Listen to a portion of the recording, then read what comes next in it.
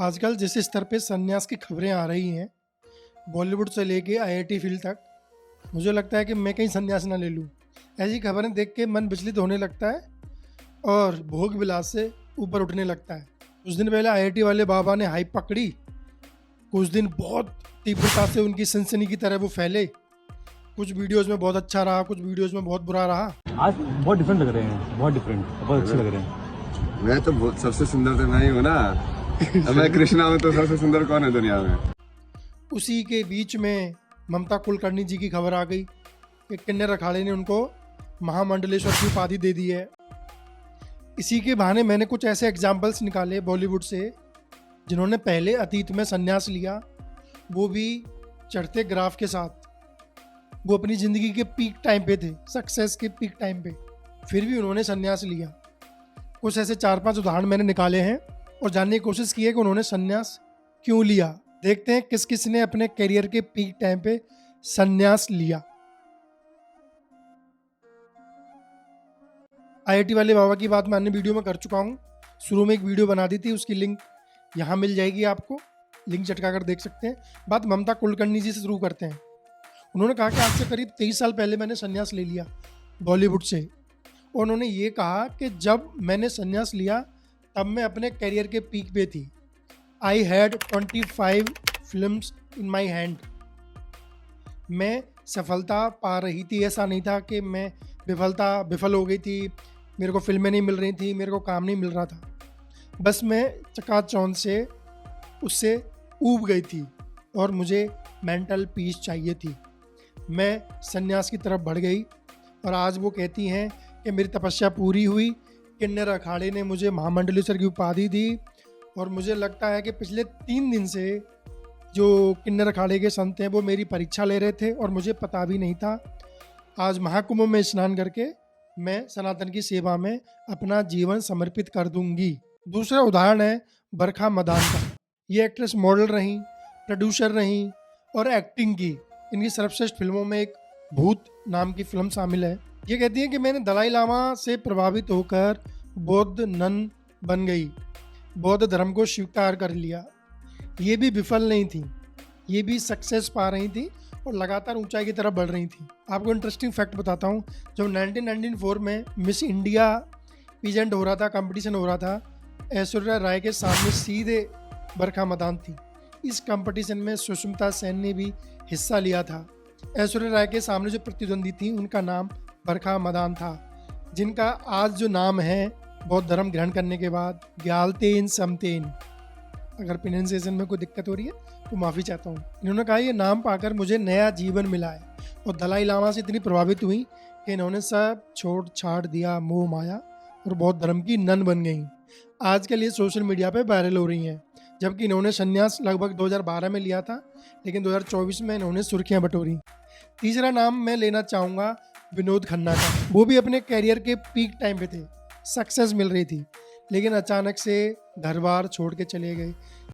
यहाँ तक कि अपने 5 साल के बेटे अक्षय खन्ना वो छोड़ के चले गए। जब कोई व्यक्ति संन्यास लेता है तो सब कुछ छोड़ने के साथ साथ अपने पत्नी, माँ बाप, रिश्तेदार सबको छोड़ता है, लेकिन एक 5 साल के बच्चे को भी इन्होंने छोड़ा और ओशो से इतने प्रभावित हुए कि वो कम्यून में चले गए। जब अमेरिका ने कम्यून को भंग किया, ओशो को परेशान किया, उसके बाद आंदोलन में दिक्कतें आईं। ओशो ने जो चलाया था रजनीशपुरम वाला कम्यून का आंदोलन, उसके बाद विनोद खन्ना वापस आए, लेकिन वो मुख्यधारा में जुड़े नहीं थे तब तक कि दबंग मूवी नहीं आई थी। दबंग मूवी में अचानक से विनोद खन्ना हमें एक मजबूत किरदार में दिखाई दिए थे। एक और नाम जायरा वसीम। बापू सेहत के लिए तू तो हानिकारक है। बापू सेहत के लिए तू तो हानिकारक है। रातों रात सफलता मिली, एकदम सडन सक्सेस, सडन हाई, लेकिन अचानक से एक दिन सडनली सी डिसअपियर और खबर आती है कि उन्होंने संन्यास ले लिया। सब हैरान परेशान, छोटी सी उम्र में संन्यास। उन्होंने कहा कि इस्लाम धर्म की शिक्षाएं मैं समझी हूँ, उनको फॉलो करूँगी और मेरा धर्म इस बात की इजाज़त नहीं देता कि मैं ये सब मूवी मसाला फिल्में करूँ और इस तरह के कपड़े पहनूँ। एक छोटी सी उम्र में बढ़ते बढ़ते अचानक से वो गायब हो गई। उन्होंने भी संन्यास ले लिया। हिना खान बोल्ड अवतार में दिखाई देती थी।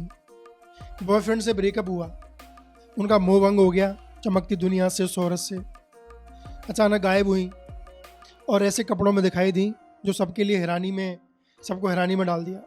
गुजरात के बिजनेसमैन से शादी कर ली। अब जब भी दिखाई देती हैं बुर्के में दिखाई देती हैं, कम्प्लीटली ढकी हुई दिखाई देती हैं और एक अलग ही जीवन जी रही हैं।